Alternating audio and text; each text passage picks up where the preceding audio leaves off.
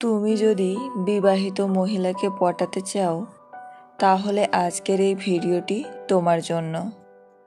তোমাদের বাড়ির আশেপাশে অনেক বিবাহিত মহিলা আছে যারা তোমাকে অনেক ভালোবাসে, তোমাকে দিয়ে তার চাহিদা মেটাতে চায়, কিন্তু তুমি বুঝতেই পারো না যে তারা তোমাকে কতটা চায়। এর ফলে তোমার পাওয়া মধু অন্য কেউ খেয়ে নেয়, আর তুমি মনে মনে বলো আমার কপালে মনে হয় কোনো মেয়েই নেই। এই ভেবেই তুমি শুধু নিরাশ হও।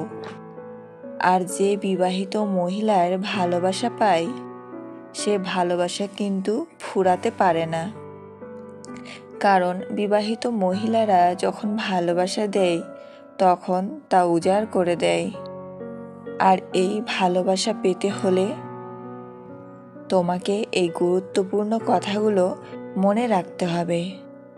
প্রথমত, যদি দেখো কোনো বিবাহিত মহিলা তোমার সাথে কথা বলার সময় সে তার ঠোঁটে হালকা কামড় দিয়ে কথা বলছে, এই জিনিসগুলো বুঝতে হবে তোমাকে।